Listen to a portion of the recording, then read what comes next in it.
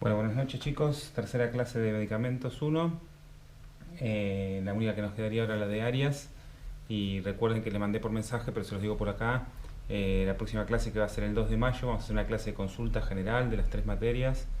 Vamos a tratar de ponernos de acuerdo y hacer una videollamada por Zoom o algún método para tratar de conectarnos todos y despejarnos las dudas. Y después vamos a ver qué metodología hacemos para un primer parcial de evaluación, pero tranquis, no se asusten, eso va para más adelante.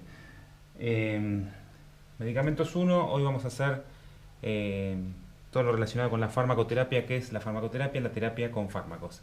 Vamos a hacer un pantallazo general, un montón de conceptos nuevos, esta clase más interesante. Bueno, vamos a desarrollarla rapidito porque es bastante material, así no se me extiende mucho el video. La farmacoterapia entonces es la ciencia y aplicación de los medicamentos para la prevención y tratamiento de las enfermedades. Bien, es la aplicación de los fármacos para tratar enfermedades, básicamente. ¿Qué evalúa siempre riesgo versus beneficio? Es decir, la premisa fundamental es la administración, cuando se administra un medicamento, es que el beneficio previsto, lo que se quiere que sea beneficioso para el paciente, supera el riesgo previsible. Es decir, si es una cosa que es para bajar la fiebre, por ejemplo, pero baja la fiebre y tiene un montón de efectos adversos, es decir, el riesgo potencial, o sea tóxico, lo que sea, ese riesgo es mayor que el beneficio que le puede dar al paciente, eso se está en constantemente evaluación por el profesional médico que recete, digamos. Los beneficios del tratamiento se definen en pequeños estudios clínicos y se determina el perfil de eficacia y seguridad de un medicamento después de comercializarlo y utilizarlo de forma generalizada en cientos de miles de pacientes. Esto lo vamos a ver también a lo largo de todo el cuatrimestre, los ensayos clínicos y demás. Es una breve introducción a lo que es el concepto de riesgo versus beneficio de aplicar la terapia farmacológica, digamos. Una terapia con medicamentos. ¿Qué tipo de farmacoterapia, digamos, de terapia con fármacos, terapia con medicamentos existen? Vamos a ver unas definiciones de algunas cosas para que lo tengan más claro. Lo que es la terapia específica o curativa, paliativa, de apoyo, de reemplazo, restaurativa. La específica o curativa es la que el tratamiento se dirige a la erradicación de un agente etiológico que causa una enfermedad. Es decir, un antibiótico es una terapia específica curativa. Lo que vamos a hacer es matar el antibiótico, que es el que está causando una enfermedad, matar al microbio, el microorganismo que está generando una enfermedad. Cualquier antibiótico es una terapia curativa, ¿sí? Segundo tipo de terapia, la terapia paliativa o sintomática. Es decir, en este caso vamos a atacar a los síntomas de esa enfermedad, digamos, para paliar esos, bajar la fiebre, calmar la tos, calmar un espasmo abdominal, lo que sea. Es exclusivamente el alivio de los síntomas del paciente, sin modificar, por ejemplo, a ver, en una gripe estacional podemos tomar un antibiótico que sea para eliminar la bacteria que está ocasionando, que sería una terapia curativa, y podemos dar un ibuprofeno para bajar la fiebre. Ese ibuprofeno es un tratamiento sintomático, lo que estamos haciendo es atacar ese síntoma, esa temperatura elevada. Por ejemplo, analgésicos, la aspirina, morfina, cualquier medicamento para el dolor, esos son terapias paliativas. Tercer tipo, la terapia de apoyo. No es que, digamos, estas son definiciones para que ustedes entiendan de las distintas formas de abordar el tratamiento farmacológico en un paciente. Eh, Nada, son nombres que se le da, definiciones y subdivisiones, digamos. Terapia de apoyo, la que tiende a mantener la integridad fisiológica o funcional del paciente, en tanto se está en un tratamiento más definitivo hasta que la propia capacidad de recuperación del paciente haga innecesario el tratamiento. Por ejemplo, un sedante para dormir, un diurético, digamos, una alteración del sueño no es una enfermedad en sí misma, si es un trastorno fisiológico. Entonces, la terapia de apoyo es para, digamos, funcionalmente, fisiológicamente, el organismo está preseteado para dormir 8 horas, dormir 7, 8 horas. Bueno, si una persona no puede dormir en toda la noche, un sedante es una terapia de apoyo para que esa función biológica natural se vuelva a los valores normales. Un diurético, digamos, para eliminar orina, un medicamento para bajar la presión, eso se llama terapia de apoyo. Terapia de reemplazo o sustitutiva, bueno, proporciona una sustancia presente que está normalmente presente en el organismo, y que esté, digamos, está presente pero en niveles bajos, se detecta a niveles bajos, o está directamente ausente, se hace lo que se llama la terapia del reemplazo. El clásico ejemplo es la terapia hormonal, digamos, o la terapia con levotiroxina, digamos, la levotiroxina que toman las mujeres posmenopáusicas, perdón, justamente la que hace es que la hormona tiroides se mantenga en niveles normales, digamos. está volviendo a un estado fisiológico, pero reemplazando una hormona que tendría que estar presente normalmente y que la tiroides está hipofuncionando, digamos, está funcionando más por debajo de lo normal y no está generando suficiente hormona. Entonces se da el reemplazo a la hormona por vía exógena. Y terapia restaurativa es terapia con la finalidad es la recuperación de la salud. Esta terapia generalmente no guarda relación con la enfermedad original y se emplea frecuentemente durante el periodo de convalecencia. Digamos, los medicamentos se pasan por suero, sales de rehidratación. Bueno, también sería para volver a los niveles como una terapia sintomática, para volver a los niveles fisiológicos, como una terapia de apoyo, perdón. Pero bueno, se emplea, digamos, por corto periodo de tiempo para estar durante un periodo de convalecencia, digamos. También es un ejemplo de las hormonas sexuales, de terapia restaurativa, los anticonceptivos. Bien, no se preocupen mucho por eso porque yo no suelo tomarles esas cosas más específicas. Sí que sepan distinguir que un antibiótico es una terapia curativa para curar y un ibuprofeno, un analgésico, es una terapia sintomática. La diferencia entre tratar el síntoma y tratar lo que está causando la enfermedad. Eso sí, está bueno que lo sepan. Bien, el proceso farmacológico se divide en tres fases: la fase farmacéutica, farmacocinética y farmacodinámica. Esto es, ¿qué pasa cada vez que uno ingiere un medicamento por la vía que sea las vías de administración que vimos, la vía oral, la vía intravascular, bueno, por cualquier vía de administración? ¿Qué es lo que ocurre en el organismo con ese medicamento? Primero vamos a tener una fase farmacéutica. Por ejemplo, lo que ingrese, vamos a hacer un proceso de un fármaco que se toma por vía oral. Una fase farmacéutica, durante la fase farmacéutica ocurre la desintegración de esa forma farmacéutica, es decir, el comprimido se desintegra, la cápsula se rompe, lo que sea, se desintegra esa forma farmacéutica de origen y se disuelve el fármaco, digamos, se mezcla con los jugos gástricos y se disuelve este proceso y se absorbe. Este proceso por lo general tiene lugar en el estómago y el fármaco queda disponible para la absorción. La absorción es el proceso que empieza fundamentalmente en el intestino. Esto lo vamos a ver más adelante con más detalle, pero es más o menos el recorrido que hace el fármaco. Resultado, termina la fase farmacéutica, digamos, de esa forma farmacéutica que ingresó, a tener el fármaco disponible para la absorción. La siguiente fase sería la farmacocinética. Farmacocinética tiene que ver la cinética con el movimiento, es decir, cómo se mueve el organismo para llegar a su blanco de acción, para llegar a su lugar donde va a hacer efecto. Este proceso es el que vamos a ver muy extendido a lo largo del cuatrimestre, que es el proceso ADME, que se llama absorción, distribución, metabolismo y excreción. Esto lo que hace, una vez que se absorbe, después se distribuye, se metaboliza y se excreta o se elimina. Algunos textos hablan del proceso LADME, digamos, le agrega la liberación, que sería la parte de la fase farmacéutica. Liberación del principio activo, absorción, distribución, metabolismo y excreción. Nosotros vamos a llamar el proceso ADME y la liberación lo vamos a ver como fase farmacéutica. Una vez que entró, entonces se absorbió, se distribuye, va a la sangre y por la sangre llega al sector que tenga que llegar. Una parte se va a eliminar, se va a metabolizar en el hígado para poder eliminarse y se va a eliminar por dos vías principalmente, que son por materia fecal, cuando se metaboliza en el hígado, o cuando se filtra por riñón, se elimina por orina. Hay otros, también se elimina fármaco por sudoración y demás, pero son mucho menos cantidad, digamos. Las más importantes son esas dos que les decía. Entonces, una vez que termina ese proceso, ya el fármaco, antes de la excreción por supuesto, durante este proceso de la distribución y el metabolismo, el fármaco ya va a estar disponible para ejercer su acción. Ya vamos a tener el fármaco listo para unirse a un receptor o para lo que sea el efecto que vaya a tener. Esto estamos hablando en forma general. Y lo que es la última fase, que sería la fase farmacodinamia, acá lo que es la farmacodinamia habla de la interacción entre el fármaco y el receptor. Esa unión, cómo es, ahora lo vamos a ver más adelante, pero ya es el fármaco disponible para hacer efecto y se une a un receptor específico en el organismo, esté donde sea el lugar donde vaya a hacer efecto que sea, se une a ese receptor y se produce como resultado el efecto terapéutico, ese efecto farmacológico que queremos lograr. Recuerden que esto es a breve introducción, vamos a verlo después cada cosa un poco más en particular. ¿Cuál es el concepto general de la acción y efecto farmacológico? La diferencia entre acción y efecto, digamos. La acción es el proceso molecular modulado por los fármacos, ya sea la unión de un centro activo de una enzima o una proteína de membrana. Y el efecto es lo que se observa en forma como consecuencia de esa acción. ¿Qué manifestación clínica tiene esta modulación molecular? Esta unión fármaco-receptor es la acción. Un fármaco se une a un receptor y genera una respuesta. Esa respuesta es el efecto farmacológico. Eso dice en el tema de acción-efecto.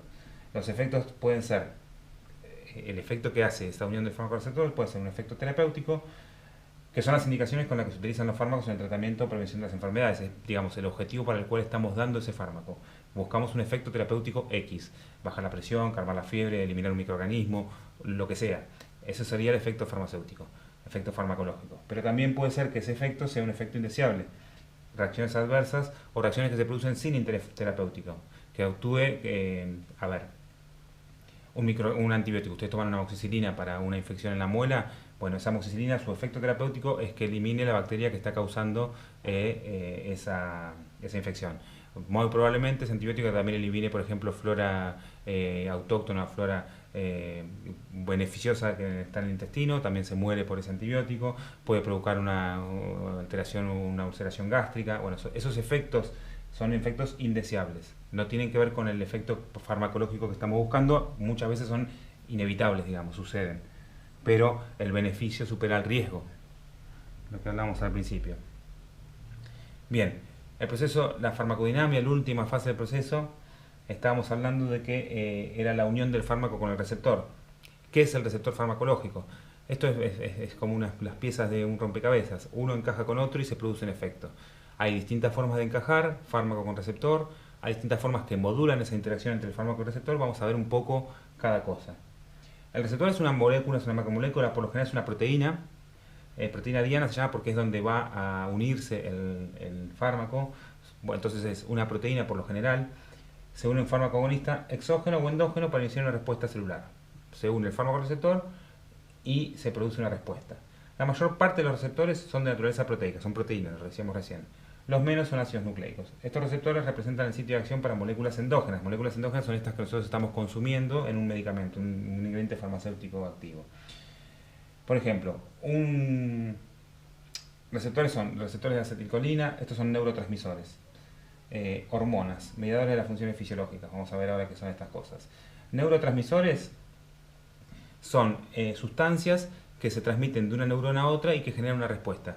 La acetilcolina, norepinefrina, serotonina, ustedes por ahí conocen la adrenalina, se llaman neurotransmisores, son sustancias que van transportando información, pasando de neurona en neurona y generan una respuesta a nivel cerebral.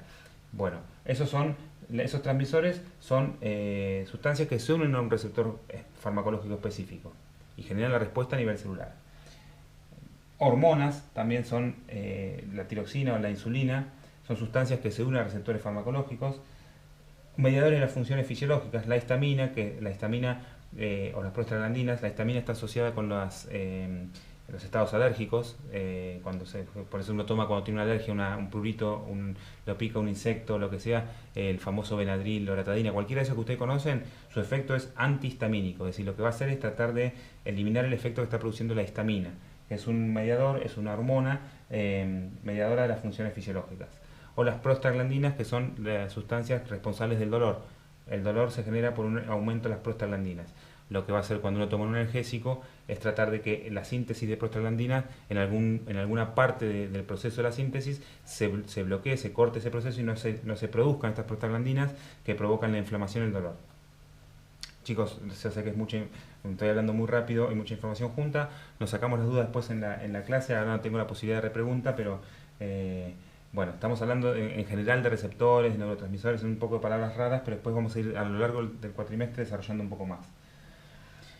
Entonces, por todo esto se puede señalar que los fármacos que uno va a consumir, esas moléculas exógenas, digamos, ajenas al organismo que uno va a consumir, producen sus efectos porque se unen a receptores fisiológicos. Esta unión se puede alterar por una condición de salud o restaurarla. Este es el objetivo que va a tener cualquier terapia farmacológica.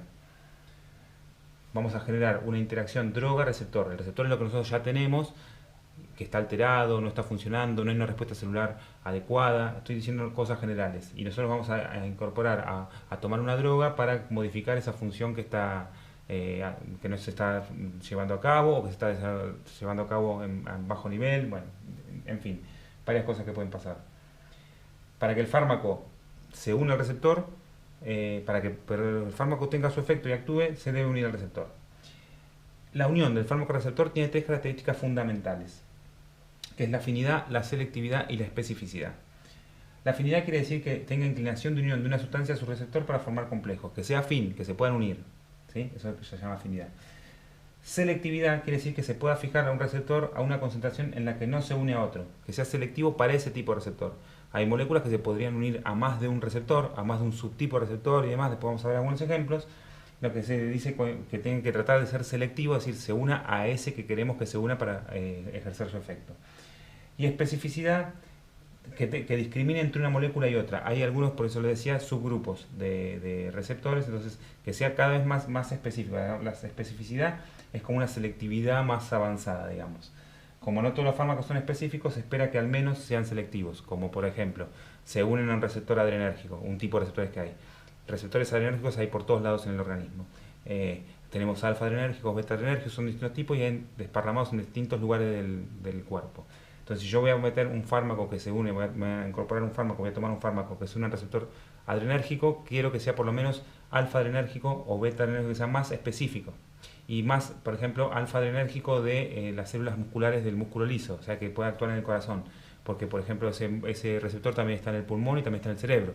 Entonces necesito que cuanto más específico sea, menos esa unión va a ser más selectiva, esa afinidad va a ser más selectiva y vamos a tener posibilidad de tener menos efectos adversos porque el fármaco puede actuar en otro lado. Es mucho esto, después lo vamos a ampliar un poquito más. La búsqueda de fármacos que actúan de forma selectiva en un único lugar es uno de los objetivos constantes de la farmacología, es decir, que sea cuanto más selectivo, más específico, mejor, es lo que decía antes. La cantidad de receptores ocupados está determinada por la concentración del fármaco en el órgano blanco, en el sitio de acción, cuánto va a ir de ese fármaco a esa célula donde va a hacer efecto, y cuántos receptores hay y cuántos se unen. Entonces, cuanto más cantidad de fármaco haya, cuanto más concentrado esté el fármaco en el sitio de acción, más posibilidad de ocupar los receptores y de generar una respuesta. Esta le permite formar un número adecuado de complejos fármaco-receptor y producir una acción farmacológica cuantal y gradual, que se puede cuantificar y se puede magnificar, digamos, decir, durante cuánto tiempo dura ese efecto, si es reversible o no, y demás. Súper general, pero es lo que pasa. Para que vean un poquito de dibujitos, espero que lo puedan ver, y si no están los apuntes, no se hagan problema porque están los apuntes que ustedes puedan leer allá. ¿Qué pasa antes? Por ejemplo, esto es cualquier célula en general, una célula que tiene un receptor determinado. Ese receptor se une con una sustancia química. Esta sustancia química es una sustancia química propia del organismo que está circulando, es un proceso fisiológico que ocurre siempre. Esa sustancia química se une al receptor y genera una respuesta. En general, siempre pasa. Por algún motivo necesitamos que esa respuesta celular o se estimule o se inhiba, algo que necesitamos que pase. Entonces nosotros vamos a tomar un fármaco, este es el fármaco que está ingresando, y ese fármaco en la concentración que se tome se va a unir al receptor. Se llama fármaco agonista porque va a hacer que esa sustancia química se una y, por ejemplo, entre más rápido o entre más cantidad de esa sustancia química, entonces va a incrementar esa respuesta, esa actividad celular. Entonces, por eso se llama fármaco agonista. El fármaco agonista es el que estimula más esa respuesta de la unión de la sustancia química con su receptor. Lo contrario sería un fármaco antagonista. Lo que queremos es que no haya esa actividad celular que estamos buscando, porque ese proceso necesita que esa actividad celular se detenga. Entonces la sustancia química, en vez de unirse, cuando tomamos el fármaco se va a unir al receptor. Esa unión es afín, es selectiva, pero esa unión no va a permitir que el fármaco ingrese. Entonces, por supuesto, la respuesta celular va a disminuir. Después está un poco más ampliado también, chicos, no se asusten. Entonces, en resumen un poco lo que decía la diapositiva anterior. El agonista es esa sustancia química que imita a una sustancia endógena que circula normalmente por el cuerpo. El agonista tiene las mismas características, se une al mismo receptor, estimula al receptor y causa los efectos de esa sustancia natural. Por ejemplo, lo exacerba, lo hace más grande o permite que se una más, que se incremente esa actividad celular. Un ejemplo de eso de los agonistas es la dopamina, un neurotransmisor que hablamos antes. Anfetaminas, por ejemplo, que imitan, si uno toma anfetaminas, la acción de estos fármacos es estimulante del sistema nervioso, bla, bla, bla. ¿Por qué es estimulante? Las anfetaminas imitan la composición de la dopamina. Se unen, o sea, lo engañan al receptor, la anfetamina se une al mismo receptor de la dopamina y lo estimulan produciendo efectos similares a la dopamina en el cuerpo. Cuanto más anfetamina, más complejos fármaco-receptor se forman, más estimulación dopaminérgica hay, y el efecto de la dopamina, que es por ejemplo un neuroestimulador de la actividad cerebral, va a estar exacerbado. Por eso las anfetaminas alteran a las personas, bla, bla, bla, bla, bla. Por eso la metanfetamina produce ese efecto. Pero es porque es un agonista, un fármaco agonista similar a la dopamina. Si antes de tomar, en el grafiquito que veíamos hoy, antes de tomar por ejemplo la anfetamina, la dopamina está circulando, se une a su receptor y provoca una respuesta celular, una estimulación del sistema nervioso. Circula en determinada dosis de forma que esa respuesta sea fisiológica. Siempre el cuerpo está, digamos, estabilizada esa función. Cuando uno toma el fármaco agonista, que puede ser la anfetamina, esa anfetamina se une al mismo receptor de la dopamina y va a hacer que esa actividad se exacerbe, se estimule más. El caso contrario, lo que vimos antes del antagonista, del agonista sería el antagonista. Es decir, la sustancia también imita la sustancia natural, se une al mismo lugar, ocupa el lugar del receptor, pero en este caso lo bloquea y no produce el efecto. Por su receptor está ocupado por este antagonista. Un ejemplo del mismo ejemplo del receptor de la dopamina, del efecto de las anfetaminas, son los neurolépticos, que son sustancias que se usan para la esquizofrenia y demás. La vamos a ver en el segundo cuatrimestre, de fármacos que actúan a nivel del sistema nervioso. Pero bueno, una persona esquizofrénica que tiene una actividad dopaminérgica excesiva, lo que necesitamos es que esa dopamina, esa acción que tiene la dopamina sobre esa célula cerebral, disminuya. ¿Qué forma de disminuir? Tomando un fármaco que lo que va a hacer, se va a unir al mismo sitio de unión de la dopamina, pero en este caso se une y esa unión es irreversible, entonces la dopamina no va a ingresar a la célula y no va a ejercer ese efecto estimulante, por lo tanto se va a inhibir ese efecto estimulante de la dopamina. Se llaman neurolépticos, digamos, rompe esa función neuronal que está exacerbada. Estoy con la palabra exacerbada hoy y me quedó. Bien, agonistas y antagonistas vimos recién. Otro caso es el agonista parcial, que como ustedes saben el agonista va a estimular esa reacción, pero en este caso induce una respuesta celular, pero no es máxima. Es un agonista parcial porque la actividad intrínseca comparativamente tendrá valores entre 0 y 1, digamos. No produce el 100% del efecto que tendría, sino estimula, pero en menor grado que la sustancia natural, digamos. Es un agonista, pero parcial. Bien, un poquito de eso, un resumen. Otra cosa, un apartado entre paréntesis, digamos, el efecto placebo versus el efecto farmacológico. ¿Qué es el efecto placebo? Que seguramente lo han escuchado más de una vez. Es la capacidad que tiene un agente terapéutico de curar sin producir un efecto farmacológico. Es decir, eso se llama placebo. El paciente está asociado a fenómenos psíquicos y fisiológicos en el que los síntomas de un paciente se mejoran mediante un tratamiento con sustancia placebo. No tiene ningún efecto terapéutico, pero no está relacionado con el tratamiento de aquello que estaría causando los síntomas de dicho paciente. El efecto placebo es una pastilla que no hace nada. Lo usábamos cuando yo era guía de viajes de niños en el colegio. Los chicos que se descomponían el viaje y vomitaban. Bueno, en algunos casos es producto de la cinetosis, del movimiento y demás, y en otros casos es psicológico, que creen que se suben a un colectivo y van a vomitar. Le das una pastilla, una mentita, en vez de una cápsula te le das una mentita y le decíamos que era para que no vomite y no vomitaba. Lo que está tomando es un placebo, es una mentita, no tiene ningún efecto terapéutico, pero psicológicamente creía que le hacía bien. No lo hagan en sus casas, pero para explicarles el efecto placebo. ¿Qué factores modifican la acción de los fármacos? 1.000.000 de factores, pero vamos a concentrarnos en algunos. ¿Por qué no es distinta? Un fármaco no es universal la respuesta que genera en su organismo, en el mío, en el de una persona adulta. Hay un montón de factores que determinan la respuesta del organismo a ese fármaco. Por eso hay gente que no puede tomar determinados fármacos, bla, bla, bla. Esto siempre estamos hablando en forma general. Factores genéticos propios de la persona que alteran el metabolismo del fármaco, la respuesta individual. La respuesta genética de cada individuo es la respuesta individual a ese fármaco. Factores fisiológicos, es decir, el sexo, la edad, el peso, la talla, digamos, son factores que modifican o alteran ese efecto, esa acción farmacológica. No es lo mismo una persona joven que una persona adulta, no es lo mismo un hombre que una mujer, bla, bla, bla.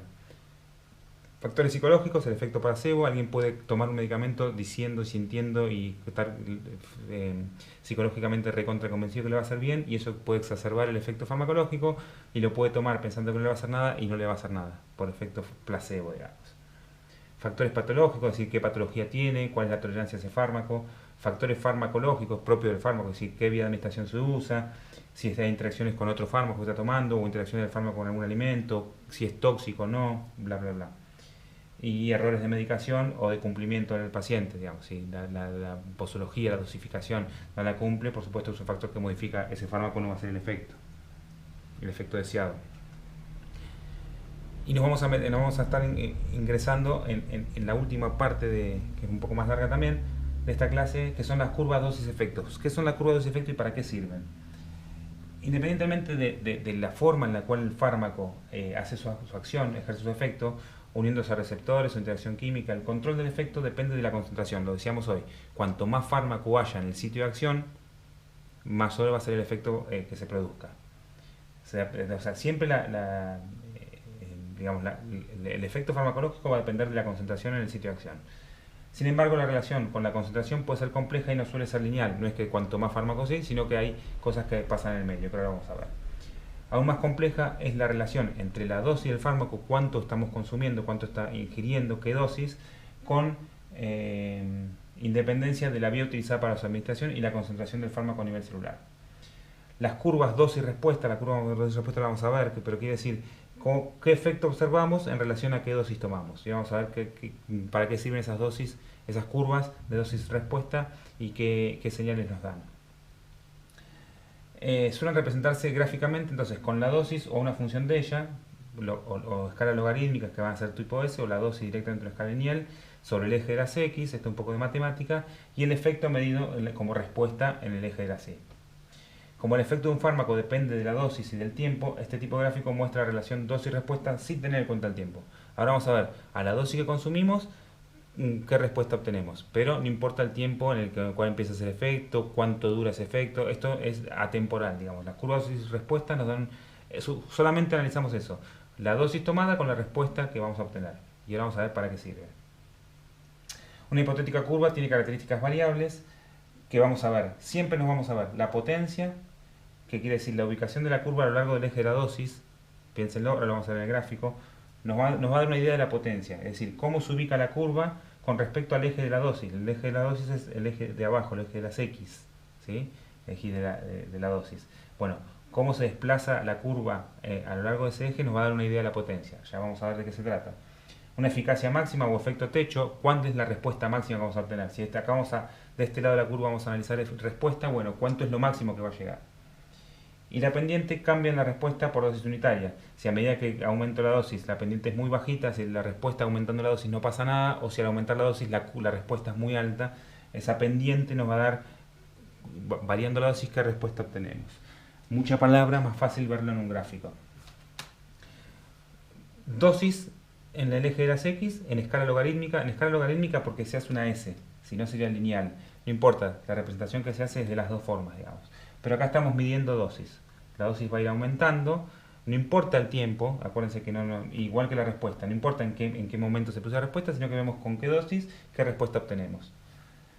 La pendiente nos va a dar cómo va creciendo, cómo va aumentando esa respuesta a medida que aumentamos la dosis, y el techo de la curva es la eficacia máxima, es decir, más de eso no vamos a tener respuesta. La respuesta máxima que nos da de lo que sea está acá, ¿sí? Esos son los datos que vamos a obtener de la curva. ¿Para qué nos sirve esto específicamente? Fundamentalmente se usa para comparar fármacos que tengan un mismo efecto, pero de fármacos distintos en cuanto a fórmula química, presentación, combinado con otros excipientes, millones de cosas que se pueden comparar. Esto nos va a dejar comparar tres fármacos, por ejemplo, el fármaco X y Z. Yo lo que les decía es, la potencia máxima, la respuesta máxima la vamos a ver sobre acá, sobre el eje. Este tiene la respuesta máxima acá, no importa qué unidades sean, pero están mucho más abajo que estos. Y sobre el eje, cómo se corre la curva con respecto al eje de la dosis, con respecto al eje X, cómo se corre, cómo se comporta la curva en este sentido, nos va a dar la potencia. ¿Qué quiere decir la potencia? Las curvas que se encuentren más cerca de acá, más iniciado acá, quiere decir que con menos dosis obtenemos más respuesta. Es decir, por ejemplo, una dosis X, una dosis de 1. Del fármaco X, que es este, con una dosis de 1, si nosotros subimos, la respuesta ya está acá. El fármaco Y, con una dosis de 1, si subimos, la respuesta está acá. Y el fármaco Z, con una dosis de 1, ni siquiera hay respuesta todavía. Quiere decir que a dosis de 1 es mucho más potente el fármaco X. ¿Sí? Cuanto más corrido está contra acá, es más potente. Entonces, el fármaco X tiene mayor actividad por dosificación equivalente, más respuesta a menor dosis. Fíjense que al ir aumentando la dosis, digamos, ya por ejemplo, no hace falta aumentar la dosis más de 10 porque la respuesta máxima se alcanza con una dosis de 10. Ya más de eso, por más que demos más, no vamos a tener respuesta. El otro, por ejemplo, necesitamos mucha más dosis. Comparar, no les puedo dar un ejemplo de algo concreto, sino para qué se usa, ¿sí? Entonces, por consiguiente, el fármaco X, que tiene mayor respuesta a menor dosis, es más potente que el fármaco Y y Z. La potencia se mide cuando el que está más cerca de acá es el más potente. Los fármacos X y Z tienen igual eficacia, es decir, son igual de eficaces, la respuesta que alcanzan es la misma, tienen igual eficacia, lo que está indicado por la máxima respuesta que pueden alcanzar, el efecto techo. Ahora, los dos, cualquiera de los dos, o el X o el Z, es más potente, es más, perdón, más potente, no, es más efectivo, la eficacia es más efectivo que Y. Los dos alcanzan una respuesta mayor, ¿ven? La respuesta del fármaco Y está por acá abajo, la respuesta del X y el Z está por acá arriba. El fármaco Y es más potente que el fármaco Z, el fármaco Y es más potente, aunque su respuesta, su eficacia máxima es menor. El fármaco Y es más potente que Z porque está más cerca de acá, aunque su respuesta máxima alcanzada es menor porque llega hasta acá. Un lío lo vamos a ver después más adelante un poco mejor. Acá tenemos un gráfico de un medicamento X, no importa, una escala logarítmica con la concentración de la droga y una respuesta. Número de pacientes en los que se observó el efecto. En este caso estamos evaluando la respuesta como número de pacientes. ¿Qué tenemos acá? Esta curva también nos sirve, una curva dosis-efecto, para comparar a medida que vamos aumentando la droga que administramos, la concentración de la droga, podemos comparar el efecto, por ejemplo, efecto deseado con efecto nocivo, un efecto secundario, un efecto tóxico, cualquier efecto nocivo, digamos, no sea un efecto terapéutico específicamente. Tenemos la curva de la dosis a medida que aumentamos la dosis, la curva de respuesta, y a medida que seguimos aumentando la dosis, la curva de cuando empieza a ser tóxico. Es decir, este medicamento que estamos evaluando acá, vamos a ver, por ejemplo, a la dosis de 1, o a la dosis que está un poquito más acá de 1, el efecto deseado, esta curva del efecto deseado.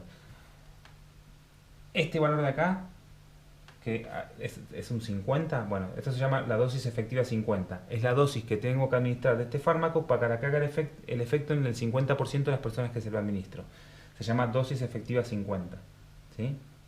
Esto quiere decir que hace efecto en el 50% de las personas. Esta es la dosis.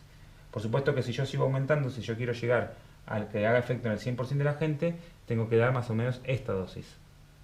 Pero ¿qué pasa? Este fármaco en particular, a esta dosis, el efecto nocivo, digamos, si bien hace efecto terapéutico en el 100% de las personas a las cuales se lo administra, a la mitad de esas personas le produce efectos adversos, efectos nocivos.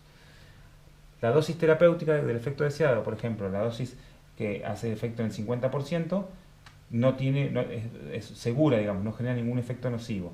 Seguimos aumentando la dosis, ya la respuesta a muy poquitos pacientes le genera reacciones adversas y a la mayoría le provoca efectos terapéuticos correctos. Este dato que se obtiene de estas curvas de comparar efecto deseado con efecto nocivo se llaman curvas de índice terapéutico. Se hace la dosis efectiva 50, es decir, la dosis que debo tomar para que haga efecto en el 50% de los pacientes, contra la dosis que tengo que tomar para que tenga efecto nocivo. Dosis letal se llama, pero no quiere decir muerte, puede ser un efecto secundario que no será muerte o cualquier otro, que hace ese efecto nocivo en el 50%. Ese índice de la dosis letal 50 dividido la dosis efectiva 50 se llama índice terapéutico. No importa, pero les quiero decir para qué, con un gráfico más, y ya vamos terminando. ¿Qué quiere decir eso? Cuanto más separado esté la curva de efecto terapéutico con el efecto tóxico o efecto mortal, por ejemplo, cuanto más separados estén estos gráficos, más seguro es el fármaco de usar. Quiere decir que por más que yo aumente la dosis, los efectos tóxicos están lejos. Este es otro fármaco cualquiera, no importa, esta es la respuesta. Los pacientes porción de pacientes que cambian, ¿qué porcentaje en este caso sería? Bueno, la dosis efectiva, esta curva es de efecto terapéutico, esta de efecto tóxico y esta de mortalidad. Acá ya directamente muere, acá es tóxico y acá se muere. X fármaco. Efecto tóxico, bueno, entonces, la dosis efectiva, esto sería el 50% de los pacientes. A esta dosis, el 50% de los pacientes tiene un efecto terapéutico, correcto. A esta dosis, ya por acá, el efecto es, por supuesto que hace efecto en el 100%, si la curva seguiría así, pero ya a esta concentración es tóxico en el 50%. Y a esta concentración ya es letal en el 50%. Cuanto más margen, cuanto más separados estén estas curvas, quiere decir que el fármaco es más seguro. ¿Se entiende eso? Un gráfico más y lo van a terminar de entender. Entonces, dosis letal, dosis efectiva. Acá tenemos lo mismo, la curva celeste la curva de dosis efectiva y la curva violeta es la curva de dosis tóxica.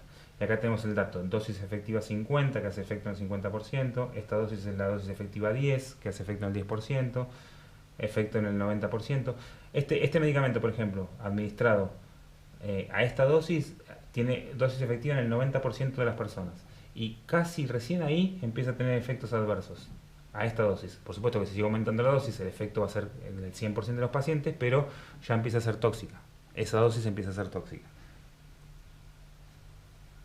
Entonces, un medicamento que estamos comparando efecto terapéutico versus efecto adverso, efecto nocivo, lo que sea, cuando comparamos un medicamento, acá tenemos por ejemplo el medicamento A y el medicamento B.